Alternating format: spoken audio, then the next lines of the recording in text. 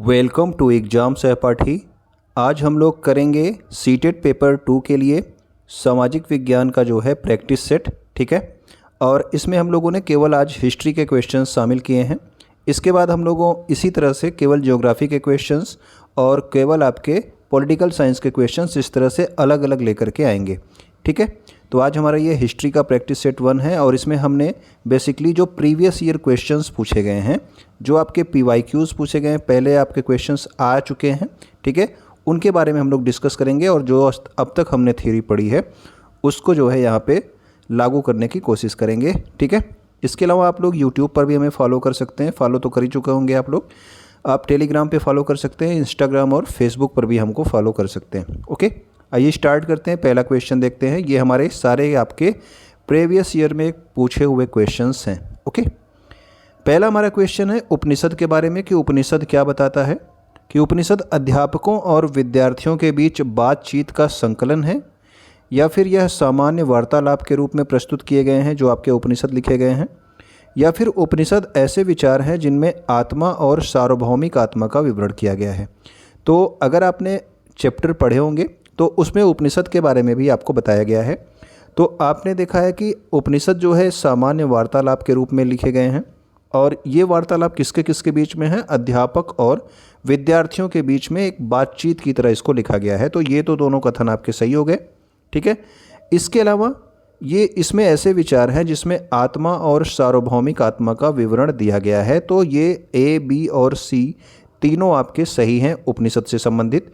तो यहाँ पे जो होते हैं ये वाले ऑप्शंस नहीं होते हैं। यहाँ पे जो ऑप्शंस दिए होते हैं आपका यहाँ पे दिया होता है। आपको देखना होता है कि कौन कौन सा हमारा जो है सही बैठता है। ठीक है, जैसे आपने देखा कि A भी सही है, B भी सही है, C भी सही है। तो इसमें से किस ऑप्शन में ऐसा लिखा है कि इसमें लिखा है केवल A और B सही है, तो ये आपका गलत हो गया। इसमें लिखा है B और C सही है, ये भी गलत हो गया, क्योंकि हमने देखा कि तीनों ही हमारे कथन सही थे। ठीक है, ये कथन वाले क्वेश्चंस हैं। इसमें आपका A और C लिखा है, ये भी गलत हो गया। तो जो आपका सही ऑप्शन हो गया वो हो गया ऑप्शन नंबर D। ठीक है ना, तो D आपका सही हो गया, जिसमें है आपका A, B और C तीनों सही है। तो हमने देखा उपनिषद के बारे में ये कौन कौन से कथन सत्य थे। देखिए, उपनिषद के बारे में थोड़ा सा हम लोग यहाँ पे जान लेंगे कि उपनिषद का जो शाब्दिक अर्थ होता है, यानी कि उपनिषद शब्द का अर्थ होता है गुरु के समीप बैठना। उपनिषद किस ग्रंथ के हिस्सा थे, तो जो आपके वैदिक ग्रंथ हुआ करते थे उनके हिस्सा थे आपके उपनिषद, उत्तर वैदिक ग्रंथ। ठीक है ना, वैदिक ग्रंथ नहीं, उत्तर वैदिक। ठीक है, इन ग्रंथों को सामान्य वार्तालाप के रूप में अध्यापकों और विद्यार्थियों के बीच, ठीक है ना, अभी ने देखा अध्यापकों और विद्यार्थियों के बीच ये आपका बातचीत का इसमें संकलन है। और उपनिषदों में मृत्यु के बाद की अवस्था का वर्णन किया गया है। ये भी आपको देखना है कि मृत्यु के बाद की अवस्था का वर्णन किया गया है। आत्मा और ब्रह्म तथा सार्वभौम आत्मा के रूप में इसका वर्णन किया गया है आपके उपनिषदों में। तो आपने देखा कि ये तीनों ही कथन आपके सही हैं। और ये जो मैं यहाँ पे नीचे पॉइंट्स लिखा गया है, ये सब जो हमने वीडियोस बनाए हैं आपके प्लेलिस्ट में आप जाके देख सकते हैं, उन सभी में आपके ये पूरे के पूरे आपको पॉइंट्स मिलेंगे। ठीक है, पूरा का पूरा NCERT का हमने समरी कराया हुआ है। आप लोगों ने नहीं देखा है तो वीडियोज़ थ्योरी आपको देखना ही पड़ेगा, तभी आप सीटेट के पेपर 2 को पास कर पाएंगे। सोशल साइंस के बिना थ्योरी के आप लोग कभी पास नहीं कर पाएंगे। ठीक है, क्योंकि इसमें अधिकतर क्वेश्चन आपके सेंटेंसेस के रूप में दिए जाते हैं। देखिए, अगला क्वेश्चन भी ये इसी तरह से दिया हुआ है। ठीक है, अगला क्वेश्चन भी आपका इसी तरह से दिया हुआ है। जैसे पुरुष और महिला कंकाल अवशेषों के अध्ययन और उनमें विभेद करने के लिए हमें क्या ध्यान देना चाहिए। यानी कि अगर जैसे खुदाई में पुरुष का कंकाल मिला, महिला का कंकाल मिला, हम लोग इसको कैसे अंतर करेंगे कि ये पुरुष का कंकाल है या फिर महिला का। तो इसके लिए जो ऑप्शंस दिए गए हैं इसको देखते हैं। पहने हुए आभूषणों पर, यानी कि हम देखेंगे कि किसने आभूषण पहने हैं। क्योंकि अगर आभूषण पहनी है तो वो महिला है, तो ऐसा तो ज़रूरी नहीं है कि केवल महिलाएं ही आभूषण पहनती हैं। अगर राजा महाराजा मरे होंगे तो वो भी जो है आपके आभूषण पहन के मरे होंगे। ठीक है, आभूषण पहन के उनको दफनाया गया होगा। हड्डियों की संरचना हम देखेंगे, क्योंकि बड़े कूल्हे वाली हड्डी एक महिला को दर्शाती है। देखिए, यहाँ पे 2 आ गया हड्डियों की संरचना, क्योंकि बड़े कूल्हे वाली हड्डी एक पुरुष को दर्शाती है। अब देखिए, अगर आपने थ्योरी पढ़ी होगी तो आपको पता होगा कि हम हड्डियों की संरचना से ये अंतर करते हैं कि ये जो कंकाल मिला है ये पुरुष कंकाल है या फिर महिला कंकाल है। ठीक है, क्योंकि जो आपके कूल्हे की हड्डी होती है ये महिलाओं की जो है ज़्यादा बड़ी होती हैं, क्योंकि वो लोग बच्चे को जन्म देती हैं, इस वजह से। ठीक है, तो इसका जो सही आंसर हो जाएगा वो हो जाएगा आपका ऑप्शन नंबर B। ठीक है, हड्डियों की संरचना, क्योंकि बड़े कूल्हे वाली जो हड्डी होती है ये आपके महिला होती है, ठीक है, महिला को दर्शाती है। क्यों ऐसा क्यों होता है? क्योंकि जो है महिलाएं बच्चों को जन्म देती हैं, इसलिए उनका जो कूल्हा होता है ये पुरुषों से ज़्यादा बड़ा होता है। तो जो आपके कंकाल मिलते हैं उसमें जिनके कूल्हे ज़्यादा बड़े होंगे वो हम जान जाएंगे कि ये आपकी महिला को यहाँ पे जो है दफनाया गया था। अगला क्वेश्चन देखते हैं। अकबरनामा के अनुसार सूबेदार का कार्यभार क्या था, यानी कि सूबेदार कौन कौन से कार्य करता था? जो अकबरनामा है यानी कि अकबर की जो आत्मकथा लिखी है किसने लिखी है, ये आप लोग कमेंट करके बताना कि अकबर की ये आत्मकथा किसके द्वारा लिखी गई है। काफ़ी जो है पॉपुलर क्वेश्चन है ये। तो जो सूबेदार का कार्य होता है ये राजनीतिक कार्य और सैनिक कार्य होता है, या फिर राजनीतिक और वित्तीय कार्य? तो वित्तीय कार्य तो नहीं होगा, क्योंकि जो है एक वित्त मंत्री की जो है वहाँ पे टोडरमल तो खुद ही जो है उनके वित्त मंत्री थे, ठीक है। केवल राजनीतिक कार्य करते थे ये सूबेदार, या फिर केवल धार्मिक कार्य? तो धार्मिक कार्य भी नहीं करते थे, ये राजनीतिक कार्य भी करते थे, इसके अलावा सैनिक कार्य भी करते थे, ठीक है। तो इसका जो सही आंसर हो जाएगा वो हो गया आपका ऑप्शन नंबर ए। तो जो सूबेदार हुआ करते थे वो आपके राजनीतिक और सैनिक कार्य दोनों किया करते थे, ठीक है। तो यहाँ पे जो है थोड़ा सा देख लेते हैं अकबरनामा के बारे में। तो जो अकबरनामा है ये अबुल फजल ने लिखा है, ये सबसे पहला पॉइंट आपको याद रखना है।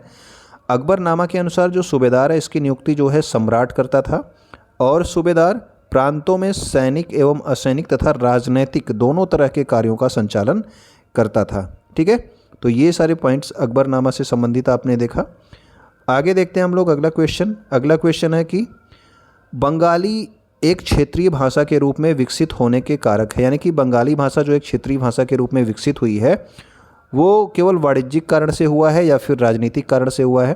तो इसमें जो है आपका दोनों ही सही है, वाणिज्यिक कारण और राजनीतिक कारण दोनों ही सही है। तो हम देखेंगे हमारा ऑप्शन कौन सा सही होगा। केवल ए नहीं, क्योंकि हमारा ए और बी दोनों है, ठीक है, तो ये भी नहीं। तो ऑप्शन नंबर सी जो है ये आपका सही हो जाएगा, ए और बी दोनों, ठीक है। क्यों? क्योंकि जो है एक क्षेत्र से दूसरे क्षेत्र में जो है जब आपके व्यापार होता है उससे भी जो है भाषा का आदान प्रदान होता है। बाकी एक क्षेत्र अगर दूसरे क्षेत्र के ऊपर आपका कब्जा भी कर लेता है, यानी कि राजनीतिक कारण होता है, तब भी जो है भाषा का आदान प्रदान होता है। तो ये आपका क्षेत्रीय भाषा के रूप में बंगाली इसी तरह से आपकी बढ़ी है। तो आपको पता होना चाहिए कि बंगाली भाषा जो है ये संस्कृत भाषा से निकली हुई भाषा है, ठीक है। तो यहाँ पे जो है थोड़ा सा इसके बारे में देख लेते हैं। बंगाली एक क्षेत्रीय भाषा के रूप में विकसित होने के पीछे वाणिज्यिक समझौता और राजनीतिक समझौता दोनों हैं, ठीक है ना। अभी आपने देखा कि ए और बी दोनों ही सही था, क्योंकि ईसा पूर्व 3री-4थी शताब्दी में बंगाल और मगध के बीच में वाणिज्यिक संबंध स्थापित, यानी कि एक क्षेत्र से दूसरे क्षेत्र में क्या हुआ, बंगाल और बिहार वाले क्षेत्र में क्या हुआ, व्यापार होना स्टार्ट हो गया था। इसके कारण जो है संस्कृत का प्रभाव बढ़ गया होगा। तो संस्कृत बढ़ने की वजह से जो है एक क्षेत्र से दूसरे क्षेत्र में आप देखते हो कि अपभ्रंश हो जाता है, भाषा जो है बदलने लगती है, ठीक है। 4ठी शताब्दी में क्या हुआ कि गुप्त वंशीय शासकों ने उत्तरी बंगाल पर अपना राजनीतिक नियंत्रण स्थापित कर लिया और वहाँ पर ब्राह्मणों को बसाना शुरू किया। तो जब आपके गुप्त वंश था तो वहाँ पे जो है बंगाल वाले क्षेत्र में ब्राह्मणों को बसाया गया, तो उससे भी संस्कृत वाला पार्ट वहाँ पे गया। तो जो है संस्कृत से ही आपको याद रखना है कि बंगाली भाषा का भी जो है विकास हुआ है। तो ये वाणिज्यिक कारण यानी कि व्यापार के कारण और राजनीतिक कारण दोनों कारण से जो है एक क्षेत्रीय भाषा के रूप में बंगाली भाषा विकसित हो पाई।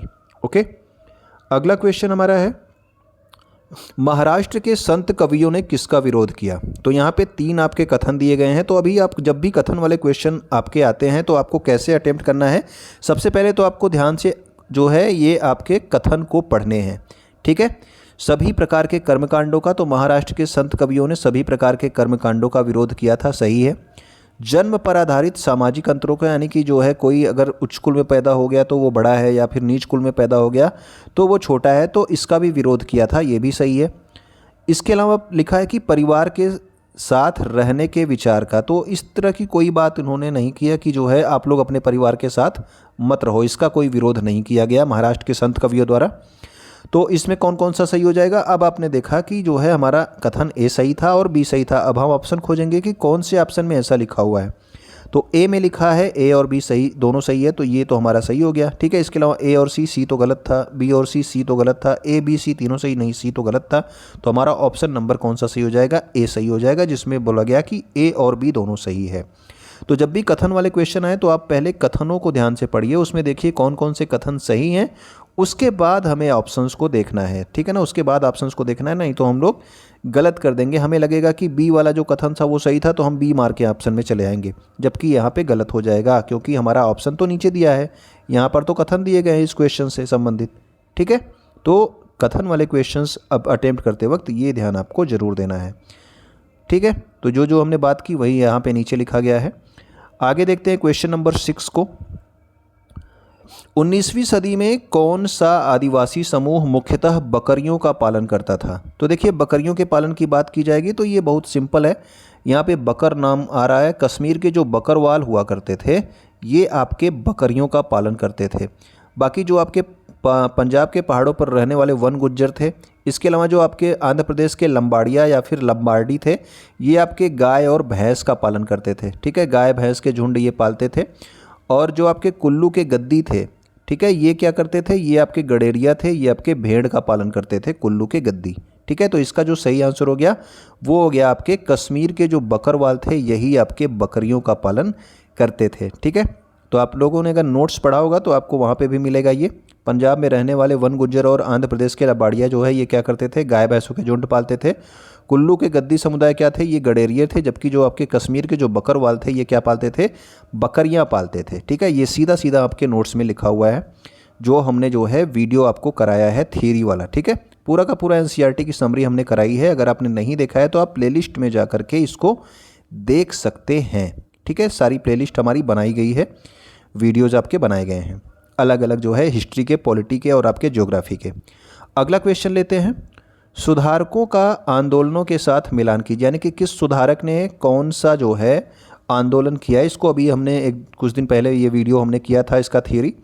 तो अगर हम घासीदास की बात करें या फिर पेरियार की बात करें या डिरोजियो की या फिर अम्बेडकर की, मान लो इसमें से आपको जो है ये 4 दिए गए हैं और आपको चारों नहीं आते, 1 या 2 आते हैं, तो उससे हम लोग कैसे याद करेंगे। अगर मान लो आपको अम्बेडकर का पता है कि अम्बेडकर ने कौन सा आंदोलन चलाया, तो आपको पता है कि अम्बेडकर ने जो है मंदिर प्रवेश आंदोलन चलाया था, ठीक है, मंदिर प्रवेश आंदोलन चलाया था। तो डी का क्या हो गया, डी का हो गया 4। तो डी का 4 किस किस में है ऑप्शन में, तो इस ऑप्शन में है और आपके लास्ट वाले ऑप्शन में है, ठीक है, डी का 4। इसके अलावा देखिए अगर आपने डेरोजियो का नाम सुना होगा तो आपको पता होगा कि डेरोजियो जो है क्या थे, यंग बंगाल आंदोलन को जो है किसने चलाया था, डेरोजियो ने चलाया था, ठीक है। तो यानी कि सी का कौन सा हो गया, 2 हो गया। अब देखते हैं कि ये दो जो हमारे सही हुए थे पहले, इसमें सी का 2 कौन सा है, तो सी का 2 तो इसमें भी है यार और इसमें भी है, ठीक है। अभी भी जो है आपका बी और डी दोनों सही जा रहा है। इसके अलावा अब आपको एक और की ज़रूरत पड़ेगी। तो अगर जो है घासीदास की बात की जाए फिर पेरियार की बात की जाए, दोनों में से मान लो आपको कोई भी याद हो, जैसे पेरियार याद है, तो पेरियार ने कौन सा, आपको पता है कि पेरियार ने आत्मसम्मान के लिए अपने कांग्रेस पार्टी को छोड़ दिया था, उसके बाद आत्मसम्मान आंदोलन चलाया था। तो पेरियार का हो गया आत्मसम्मान, यानी कि बी का 1। अब देखते हैं बी का 1 इन दोनों में कौन सा है, तो बी का 1 हमको यहाँ पे मिल जाता है, जबकि डी वाले में आपको बी का मिलता है 3। तो ये वाला ऑप्शन गलत हो जाता है, हमारा कौन सा हो जाता है, आपका ऑप्शन नंबर बी सही हो जाता है, ये वाला, ठीक है। इसमें जो है कौन किसने कौन सा आंदोलन चलाया था, तो ये आपको पता होना चाहिए, तभी आप ये क्वेश्चन कर पाओगे। तो ये वाले क्वेश्चन अधिकतर आपसे पूछ लेते हैं। यहाँ पे जो है हमने मिलाया हुआ है, इसको आप लोग एक बार देख लेंगे, स्क्रीनशॉट ले लेंगे, बार बार इसको देखेंगे तो याद रहेगा। तो घासीदास ने चलाया था आपका सतनामी आंदोलन, पेरियार ने आत्मसम्मान आंदोलन, डेरोजियो ने यंग बंगाल आंदोलन और आपके अम्बेडकर ने चलाया था मंदिर प्रवेश आंदोलन। ओके, आगे देखते हैं। आधुनिक भारत की ज़्यादातर लिपियां किससे उत्पन्न हुई हैं, तो ये आप याद रखना कि ब्राह्मी लिपि से जो है उत्पन्न हुई हैं। आपकी जो भी आपके लिपियां हैं वो किससे उत्पन्न हुई हैं, ब्राह्मी जो है इससे उत्पन्न हुई हैं। तो ब्राह्मी जो है ये आपका इंपॉर्टेंट है, हिंदी में भी इस तरह के क्वेश्चन पूछे जाते हैं, यहाँ पे सोशल साइंस में भी आपसे पूछे जा रहे हैं, तो ये आपको ध्यान रखना है, ठीक है। तो आधुनिक भारत की जो ज़्यादातर लिपियाँ हैं वो आपके ब्राह्मी से उत्पन्न हुई हैं, ठीक है। हिंदी किस लिपि की है, तो आपको याद बताना है कि हिंदी जो है आपकी किस लिपि की है, आपको कमेंट करके बताना है हिंदी किस लिपि से आपकी आई हुई है। अगला हमारा क्वेश्चन है, हमारा क्वेश्चन नंबर 9 पे आते हैं। भारत में पुरापाषाण काल के दौरान आपके शुतुरमुर्ग होते थे, ठीक है। और दूसरा कथन दिया है, देखिए कथन वाले क्वेश्चन जब भी आओ तो कथन आप पहले ध्यान से पढ़ो, भारत में पुरापाषाण युग में शुतुरमुर्ग होते थे, पहला कथन। दूसरा, महाराष्ट्र में बड़ी संख्या में शुतुरमुर्ग के अंडों के छिलके मिले हैं जिन पर जो है चित्रांकन मिलता है, यानी कि जो आपके छिलके जो मिले हैं अंडों के छिलके, उस पर चित्र भी बनाए गए हैं। तो ऐसा हुआ है। तो हम देखते हैं कि हमारा ऑप्शन नंबर जो कथन नंबर 1 है ये तो सही है कि पुरापाषाण काल के दौरान भारत में शुतुरमुर्ग मिले थे, ठीक है, होते थे वहाँ पे। और महाराष्ट्र में जो शुतुरमुर्ग के अंडे के छिलके मिलते हैं उस पर चित्र भी पाया गया है। तो ऑप्शन नंबर ए और बी दोनों सही है। तो हम देखेंगे कि ए और बी किस में सही है। तो ऑप्शन नंबर बी जो आपका है यहाँ पे आपको मिलता है कि ऑप्शन नंबर ए और बी दोनों सही है। तो हम यहाँ पे बी ऑप्शन को जो है सही कर देंगे, ठीक है। तो ये भी हमें दोनों हमारे कथन सही थे। अगला देखते हैं क्वेश्चन नंबर 10। तो देखिए, साम्राज्यवादी ऐतिहासिक पेंटिंग। साम्राज्यवादी का मतलब हो गया कि जैसे ब्रिटेन था, तो ब्रिटेन क्या था, एक साम्राज्यवादी देश था, ठीक है, वो अपने साम्राज्य को आगे बढ़ाता था।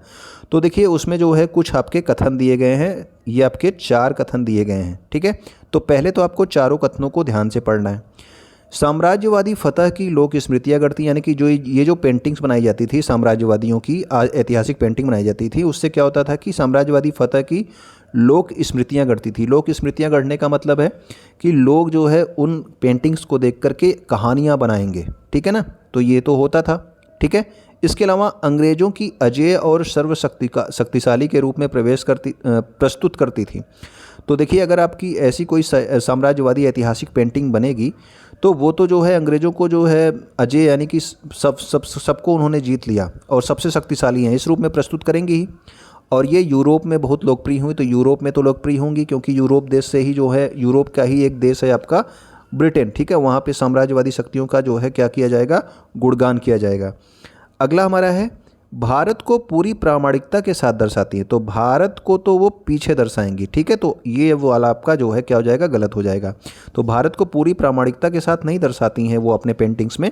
भारत को क्या दिखाते हैं, वो नीचा दिखाते हैं, ठीक है ना। अपनी पेंटिंग्स में वो अपने आप को जो है सर्वशक्तिशाली दिखाएंगे, वहाँ पर वो लोकप्रिय होंगे। और उन पेंटिंग्स को देख करके लोग जो है लोक स्मृतियाँ जो है बनेंगी, जो है लोग अपनी कहानियाँ बनाएंगे कि इस तरह से हमने जो है क्या किया था, भारत के लोगों को क्या किया था, अपने कब्जे में कर लिया था। तो इसका कौन कौन सा सही हो गया, इसका हमारा सही हो गया आपका 3 सही हो गया। पहला तो आपका सही है, लोग कहानियाँ बनाएंगे, शक्तिशाली के रूप में जो है उन्हें प्रस्तुत करेंगे और यूरोप में ये प्रसिद्ध होंगी, जबकि पूरी प्रामाणिकता से भारत को दिखाएंगे, ये आपका गलत हो गया। तो ऑप्शन नंबर ए, बी और सी सही है। अब इसमें देखेंगे कि कौन कौन से ऑप्शन में हमारा ये मिलता है। ए और बी सही है, गलत हो गया। ए, बी और सी सही है, तो हमारा ऑप्शन नंबर बी सही है, जिसमें लिखा है ए, बी और सी सही है। तो जब भी कथन वाले क्वेश्चन आए तो आप कथन पढ़ने के बाद नीचे ऑप्शंस ज़रूर देखा कीजिए, नहीं तो कभी हमें क्या होता है कि अचानक से कोई एक सिंपल चीज़ मिल जाती, जैसे कि हमें मिल जाएगा ये वाला मिल जाएगा, तो हम सोचेंगे कि बी वाला ऑप्शन सही हो गया। तो मान लो यहाँ तो गलती से सही होता, अगर ये चीज़ सी में लिखी होती तो हमें लगता कि हाँ ये सी वाला ऑप्शन सही है। तो इस तरह से नहीं करना है, पूरा कथन पढ़ना है, उसके बाद देखना है कि कौन सा हमारा सही है, ठीक है।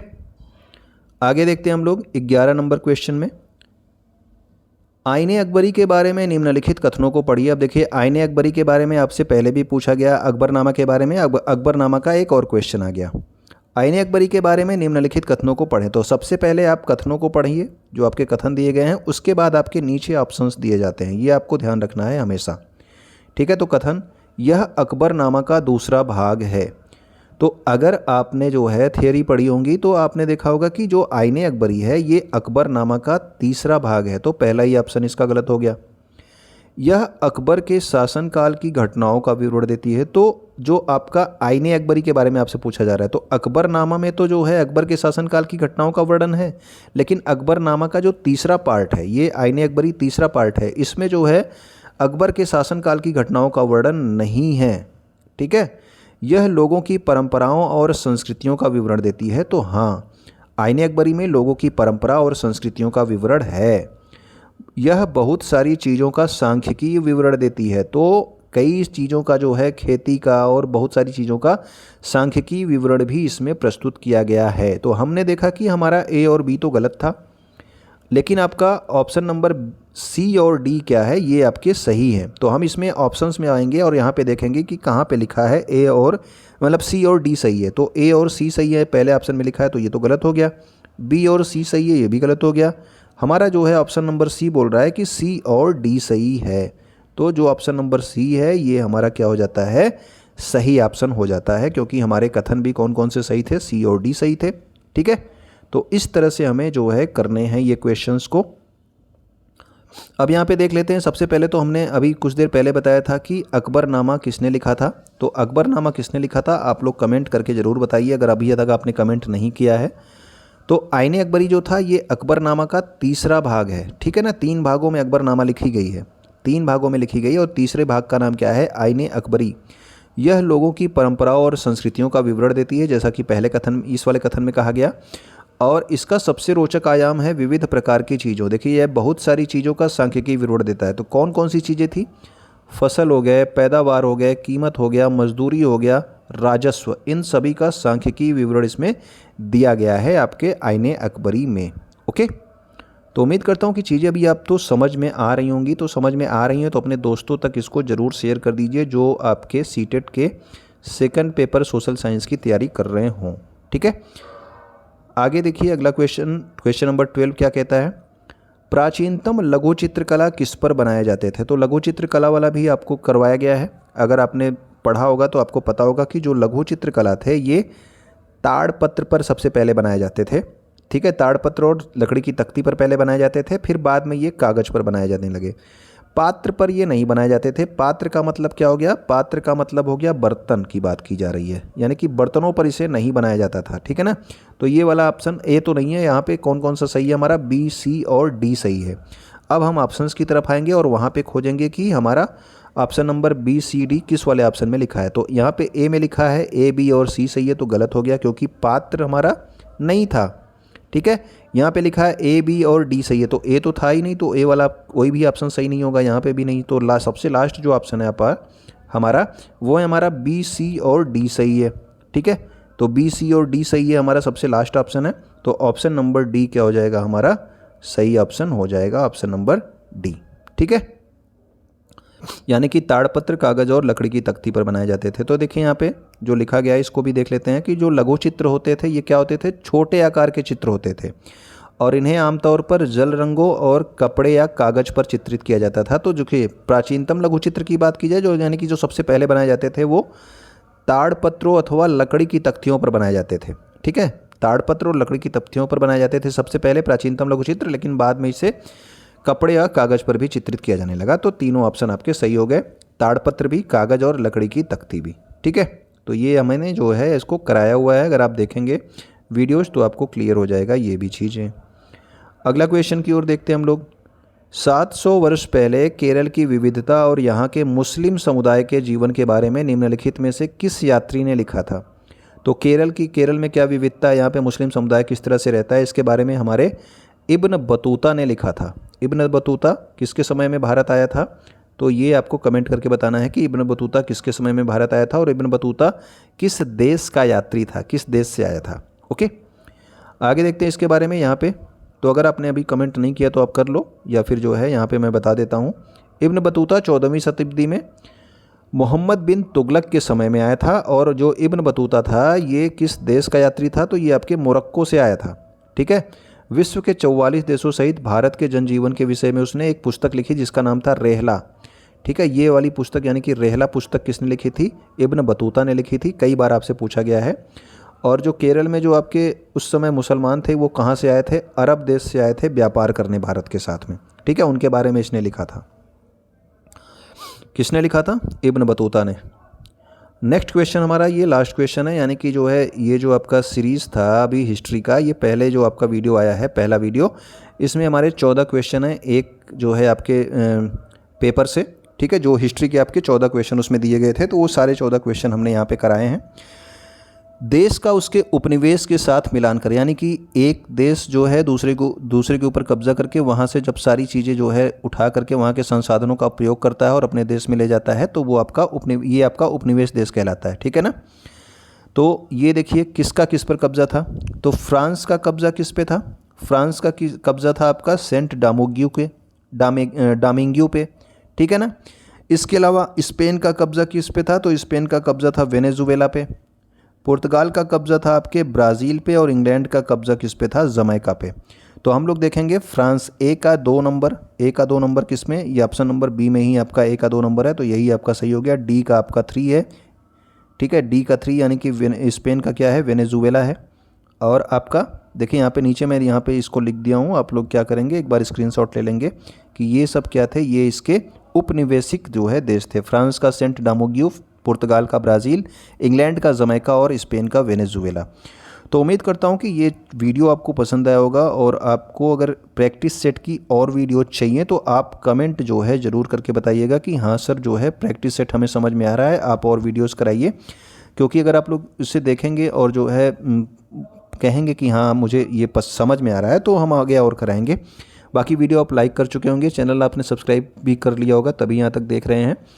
वीडियो को अपने दोस्तों तक ज़रूर शेयर कर दिया कीजिए जो आपके सीटेट के पेपर 2 का एग्ज़ाम दे रहे हों, ठीक है। वीडियो से कुछ नया सीखने के लिए आपका बहुत बहुत धन्यवाद।